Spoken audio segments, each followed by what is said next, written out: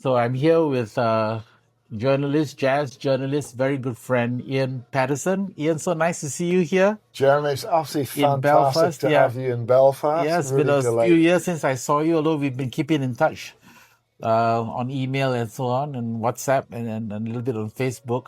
Yeah. So how have you been since I last saw you? Yeah, I've been well, Jeremy. Yeah, Obviously, like everybody else, we all went through COVID, came out the other side, most of us. So yeah. thank God for that. Yes, absolutely. Still working away and still dedicated to promoting jazz anywhere and everywhere I can. Yes. So Ian and I met some years ago, and he has been reviewing quite a number of my albums and also attending some of my concerts with various bands, both in Asia as well as the London Jazz Festival. London Jazz Festival, yes, and Segre in France. Do you Yes, remember that? yes, Yeah. yes, of course. That was a very good one. Although Yeah. you write very nice articles, but you've always been very balanced and fair with things that you write about. Ian is one of the jazz journalists that I trust because I know he's going to speak the truth and write the truth. Truth to power. Yeah. So what have you been doing? You just recently went to the Azerbaijan festival. How long ago was that? Yeah, What month was that? it was last week. Effectively, it was the Baku Jazz Festival in Azerbaijan celebrated its 20th anniversary Right. this year. So I was out there for the whole festival for 8 days, and it was a great time. It was a really great time. It's a very nice festival. Ring Sultanov, the artistic director, who's a wonderful musician in his own right, is, like yourself, incredibly dedicated to promoting jazz in his home country and trying to bring young talent through. So you actually have a lot in common with Mr. Sultanov. So, Well, I would love to meet him at some point. well, I will definitely connect the two of you. You Yeah, can count on that. right. Count on that. I remember sometime we had really good times, especially at the London Jazz Festival. I remember there was one time that I did two shows, right? One at Ronnie Scott's with the Asian Jazz All Stars Power Quartet, and also a trio show with Callum Gorley, the Scottish bass Yes, player, thank you. as well as Hong Chanut Techatananan on drums, and Melissa Tam sang as well. That's correct. And I yes. remember you wrote that she stole the show, and she uses that on her resume quite a lot. She was great. She was really great. She it did was very it was a well. great show.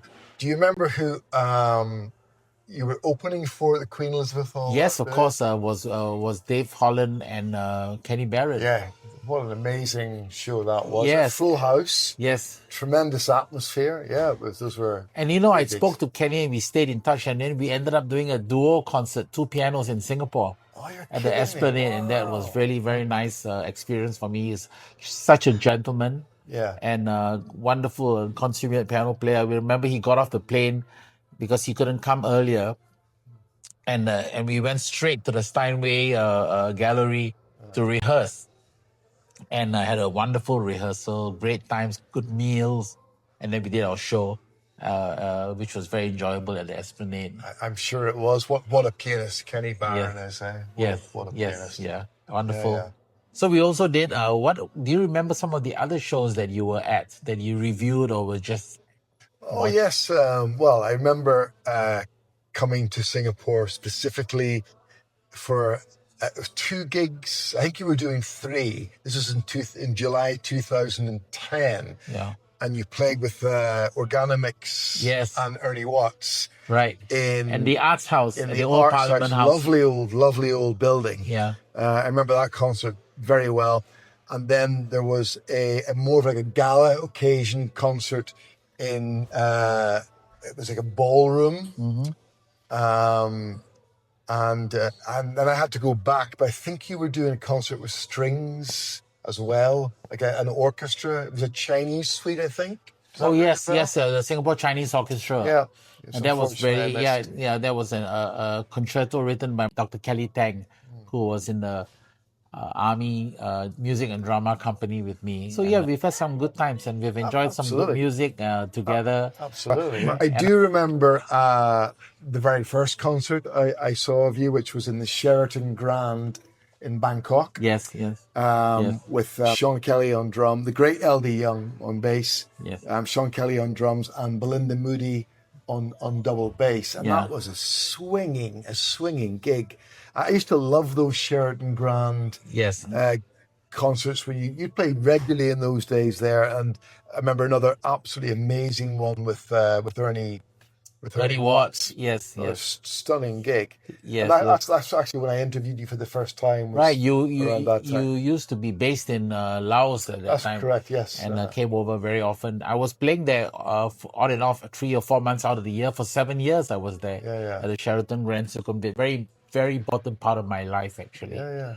And for me too. And I remember another little project that we were very happily involved in was an article I was writing for All About Jazz, which was to celebrate the 50th anniversary of Art Kane's very famous photograph, A Great Day in Harlem, with the 57 jazz musicians standing on a brownstone step in New York. Yes. And I was trying to contact some of the surviving musicians. So this was 2008. And even then, there weren't that many still alive. I think it was, who was there? It was Horace Silver? Horace Silver. Sonny Rollins? Yeah, you're talking about surviving musicians now? Yeah, surviving. At the time yes. you wrote the article. I think Johnny Griffin was still alive. Yes, and Marianne McPartland. Yes, you interviewed Marianne McPartland. Yes, you asked me to do a research. Ian kindly asked me to do a research interview with Marianne McPartland. And because you'd been on her radio show. Yes. So you had an in with her. Yeah. And she was great. She spoke very well. Yeah. And I interviewed Eddie Locke, who was Coleman Hawkins' drummer. Yeah. And interestingly, the day I phoned him was the day that Barack Obama won the election, became president of the United States of America. So Eddie was really excited. I remember the first thing he said was, "What a day! Yeah. What a day!" That's great. So it's some great shots. And Nat Hentoff, I interviewed Nat Hentoff. Also, there are quite a few that were still around then. I think now, if I'm not mistaken, is it only Sonny Rollins? It's only Sonny Rollins. Yeah. So, in Singapore, we just did, late last year, we did a Great Day in Singapore photo, which about 160 Singapore I saw the jazz photograph, musicians. yes. And it was what is known as a tribute photo to the original Great Day in Harlem. And the photographer is Russell Wong, a celebrity photographer. And lo and behold, his photography professor in university in California was Art Kane. You're kidding me, really? That's incredible. Yeah, so what a nice moment for him also. Yeah. And we're going to auction that at the Jazz Association, which I started with some friends about 9 years ago. We're going to auction off a nice big frame copy of that and signed by most of the musicians who are in the photo. Oh, beautiful. Yeah, on November 16th. Next year, we're going to be celebrating our 10th anniversary. I hope that you'll be able to come and visit us. I hope so. In September next year. Yeah. Fantastic milestone.